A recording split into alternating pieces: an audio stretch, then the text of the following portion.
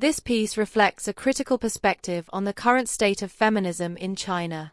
The writer argues that online feminism has strayed from genuine equality and evolved into gender antagonism, where men are demonized and women are portrayed only as victims. According to this critique, such an approach alienates both men and moderate women, while overshadowing legitimate efforts for gender justice.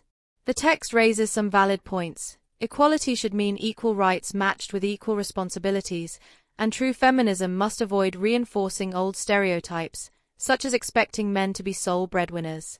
It also highlights an internal contradiction. While advocating for women's economic independence, some continue to expect men to shoulder financial responsibility, which indirectly sustains patriarchal norms. However, the critique also oversimplifies the feminist movement. It ignores the fact that highlighting gendered violence is a necessary part of exposing systemic inequalities. Domestic violence, sexual harassment, and discrimination are not trivial side issues. They are central to why feminism is needed. By dismissing these discussions as not feminism, the writer risks erasing the lived realities of countless women. Another bias is the call to abandon women's rights in favor of only human rights. While appealing in theory, this argument can dilute the specific struggles faced by women, making it easier to ignore structural injustices unique to gender. Feminism exists precisely because universal rights were historically applied unevenly. In essence, this text represents a backlash against what some see as radical feminism, but it also reveals the tension between ideals of equality and the persistence of traditional gender expectations in China. A balanced approach would be to acknowledge the contradictions within modern feminism while also affirming the legitimacy of women's struggles against systemic violence and inequality. This passage is heavily shaped by traditional patriarchal thinking.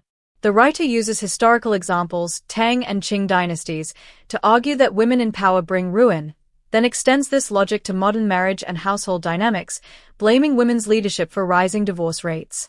It reflects a deep-rooted cultural bias that associates women with emotional instability and men with rational authority. However, these claims oversimplify both history and gender roles. The fall of the Tang and Qing dynasties was due to complex political, economic, and military factors, not simply because women had influence. Similarly, high divorce rates today cannot be reduced to women taking charge. Rather, they reflect evolving social freedoms, greater gender equality, and changing expectations of marriage. The old saying, "A woman without talent is virtuous," was a tool of control, meant to keep women obedient and limit their opportunities. Ironically, modern China has benefited enormously from educated, capable women contributing in all fields.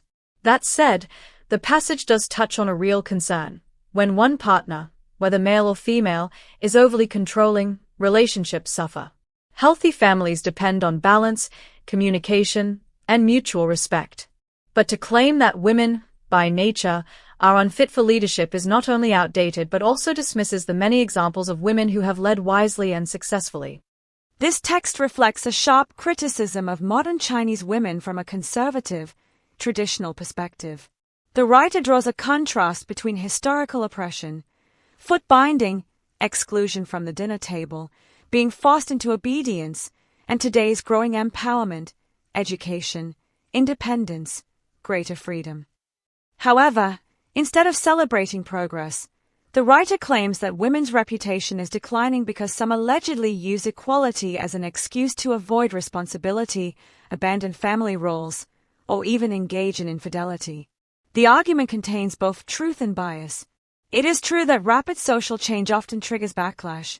Traditional roles are being challenged, and some men and women feel uneasy. However, labeling women as shameless or blaming them collectively for rising divorce rates oversimplifies reality. Divorce may not necessarily reflect moral decay. It could also mean women now have the freedom to leave unhappy marriages. The piece does raise an important point. Empowerment should go hand in hand with responsibility. True equality means not only gaining rights but also maintaining dignity, self-respect, and accountability. Still, the language used here reveals deep gender tensions in China, where women are caught between rising independence and lingering expectations of traditional virtue. This passage reflects a critical rethinking of gender roles, especially in relation to marriage. Traditionally, many societies, China included, encouraged women to sacrifice personal goals for family and children. The writer here argues that this mindset undervalued women's true power, their independence, their ability to give birth, and their role in shaping future generations. The metaphor of marriage as a joint stock company is particularly striking. It reframes relationships not as one-sided obligations, but as equal partnerships where both sides contribute resources and effort.